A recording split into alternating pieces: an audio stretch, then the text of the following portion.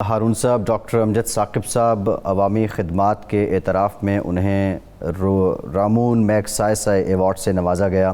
اس سے پہلے پاکستان میں کتنی شخصیات ہیں جنہیں یہ ایوارڈ دیا گیا ہے؟ ڈاکٹر صاحب سے پوچھتے ہیں۔ ڈاکٹر صاحب ٹیلی فون پہ ہیں؟ جی ڈاکٹر صاحب ساتھ ہیں۔ جی ڈاکٹر صاحب، یہ کس کس کو ملا ہے ایوارڈ؟ جی الحمدللہ ہارون صاحب، سب سے پہلے تو آپ کو اور آپ کے توسط سے سارے پاکستان کو مبارک، یہ ان کا اعزاز ہے جو اللہ تعالیٰ نے ہم سب کو اور مواخات مدینہ کی اس مشترکہ کاوش کے نتیجہ میں دیا۔ یہ اعزاز جو ہے پاکستان میں پہلی دفعہ 1963 میں ایک بہت بڑے عظیم شخص اختر حمید خان صاحب کو ملا، جنہوں نے کومیلا میں اور پھر اورنگی پائلٹ پروجیکٹ کیے تھے۔ جی ہاں۔ پھر اس کے بعد اب تک یہ تقریباً 9 افراد کو مل چکا ہے۔ 10واں اب الحمدللہ یہ اخوت کے نام ہمارے نام اللہ تعالیٰ نے یہ عطا فرمایا۔ تو ان میں عبدالستار عیدی ہیں، ان میں شعیب سلطان خان ہیں، ان میں آئی رحمان ہیں، اور ان میں ڈاکٹر رود ہیں۔ اس طرح بہت سارے اور لوگ ہیں، نام ہیں۔ یہ ایک سمجھیں کہ 63 ایئرز کی میں پاکستان میں یہ 10ویں بار یہ ہمیں اس قوم کو یہ خوشخبری ملی ہے۔ جی تو 3 تو ایک ہی خاندان کا مل گیا نا، آپ کے استاد شعیب سلطان اور شعیب سلطان کے استاد جو ہیں ڈاکٹر شعیب سلطان صاحب کے۔ جی یہ بڑی ایک حسن اتفاق ہے کہ آئی سی ایس سے، انڈین سول سروس میں سے انہوں نے نوکری چھوڑی اور ان کو پھر یہ اعزاز ملا۔ ڈاکٹر صاحب، ایک تو آپ کا غیر سودی قرضوں کا نظام ہے جو ہم جانتے ہیں کہ 150 ارب آپ دے چکے ہیں، 25 ارب دے رہے ہیں، اور کامیاب پاکستان پروگرام اگر چل پڑا، امید ہے چلے گا، وزیر خزانہ ریٹائرمنٹ نظر آتے ہیں، تو یہ بہت ہو 100 150 ارب 200 ارب تک جا سکتا ہے۔ اس کے علاوہ آپ کے کون سے پروگرام ہیں؟ ایک وہ لباس مہیا کرنے کا ہے، ہیلتھ سروسز کا ہے، اس کو تعلیمی اداروں کا، اس کی کوئی تفصیل تو بتائیں۔ یہ سب سے بڑی بات تو یہی ہے مواقعات مدینہ کے جو آئیڈیل کی جو تک پہنچنے کی کوشش ہے، اور پھر اس میں موجودہ حکومت نے جو کامیاب پاکستان کے حوالے سے یہ بغیر سود کے قرضوں کا اعلان کیا، تو یہ دونوں مل کر ایک بہت بڑا ایک خواب کی تکمیل کا ایک راستہ بنتا ہے۔ جی تو یہ ایک بنیادی کام ہے جس میں حکومت نے تو کہا کہ اب ہم گھروں کے لیے بھی قرضے دیں گے، کسانوں کے لیے بھی دیں گے، مستحق افراد کو کاروبار کے لیے بھی دیں گے، اور کامیاب جوان کے کام کو بھی وسعت ملے گی۔ تو یہ تو حکومت کے ساتھ مل کے کام ہے، ہر حکومت کے ساتھ مل کے ہم کرتے ہیں، اور الحمدللہ اس سے بہت برکت ہے۔ اور اب بین الاقوامی سطح پر بھی انڈورسمنٹ ہوئی ہے کہ zero based lending, zero interest پہ لینڈنگ جو ہے یہ عین ممکن ہے، اور یہ انتہائی ایک ایفیشینٹ طریقہ ہے۔ دوسرا آپ نے پوچھا، تو دیکھیں ہمارا وہی تصور ہے نبی پاک صلی اللہ علیہ وآلہ وسلم کی ذات مبارک سے ہی ہم فیض پاتے ہیں، وہی سرچشمہ حیات ہے۔ تو ہم نے کہا کہ اگر قرضہ بغیر سود کے ہے تو تعلیم بھی بغیر فیس پہ کریں۔ غریب بچہ جو ہے بہترین صلاحیت والا، وہ آگے کیوں نہیں پڑھتا؟ کیا ایسا ممکن نہیں ہے کہ آج پڑھا دیں اور 10-20 سال کے بعد اس سے فیس لے لیں؟ اس بنیاد پر ہم نے اخوت یونیورسٹی بنائی، اور آپ نے اس کے بارے میں اتنے اچھے کلمات کا اظہار کیا کہ چند ہی ماہ میں 1,000 روپے کی ایک اینٹ بیچ کر ہم نے 50 کروڑ روپے کی رقم اس قوم سے اکٹھی کی، اور وہ اب ایک دیکھنے سے تعلق رکھتا ہے وہ ادارہ۔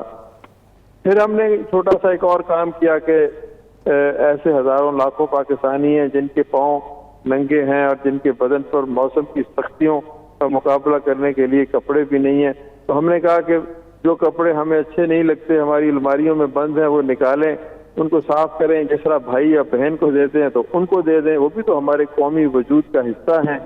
تو اس طرح تقریباً 28 لاکھ کپڑوں کے جوڑے پاکستان میں اکٹھے ہوئے، پاکستان میں ہی تقسیم ہوئے۔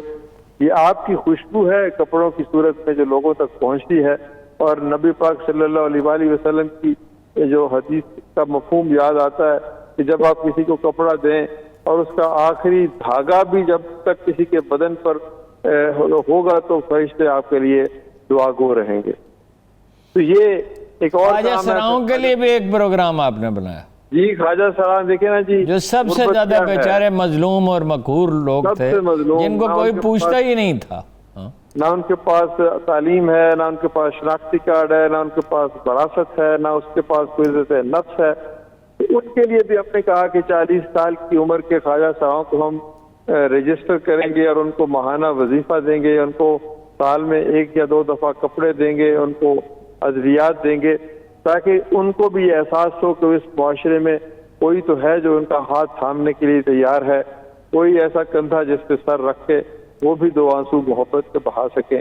تو خواجہ سراؤں کا علاوہ ہم نے پھر جو اسپیشل لوگ ہیں، جن کو ڈسیبلڈ جو لوگ ہیں، ان کے لیے بھی ہم نے قرضوں کا کام شروع کیا، ان کی تربیت کا کام شروع کیا، ان کی ملازمتوں کا کام شروع کیا۔ تو ایک اور بھی چھوٹا سا کام ہے جس میں ہم شوگر یعنی ڈائبٹیز اور ہیپیٹائٹس کے مریضوں ہیلتھ سروسز جو ہیں، ہیلتھ سروسز، جی ہیلتھ سروسز، اس میں سر ہمارا یہ ہے کہ 20 نہیں سینکڑوں ایسے لوگ ہیں جن کو گینگرین ہو جاتی ہے پاؤں میں، اور ڈاکٹرز کی جانب سے بدقسمتی سے یہ اشارہ ملتا ہے کہ اب یہ پاؤں کاٹنا پڑے گا، تو ان کی مرہم پٹی کا انتظام کرتے ہیں۔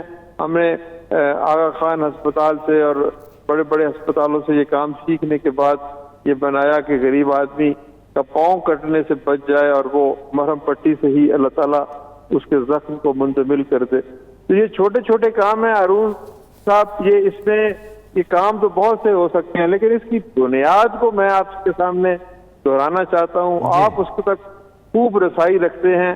جو بنیاد یہ ہے کہ ایک ایسا معاشرہ جس میں احساس کی دولت ہو، جس میں ایثار ہو، جس میں قربانی ہو، جس میں بھائی چارہ ہو، جس میں محبت ہو، اور یہ ساری کی ساری چیزیں جو ہیں یہ ایسنس ہیں، جوہر ہیں ریاست مدینہ کا اور مواخات مدینہ کا۔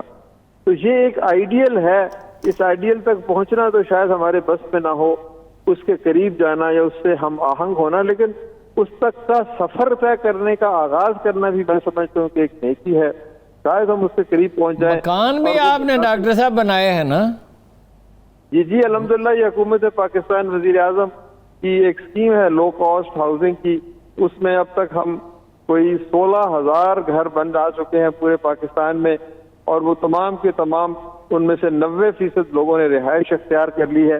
اور اس کو موجودہ حکومت کا ایک میں سمجھتا ہوں کہ نمایاں ایک انیشیٹو کے طور پر دیکھا جا سکتا ہے کہ وہ لوگ جن کے پاس چھت نہیں ہے، ایک پبلک پرائیویٹ پارٹنرشپ کے ذریعے حکومت جیسے ادارے کے توسط سے ان تک ہم نے پہنچ کر ان کو وہ اتنی رقم بغیر سود کے دے دی کہ وہ اپنی چھت بنا سکیں اور ماں باپ جو ہیں وہ سکون کا سانس لے سکیں۔ ابھی آپ امید رکھتے ہیں کہ یہ کامیاب پاکستان پروگرام بھی جو ہے انشاءاللہ جلد شروع ہو جائے گا؟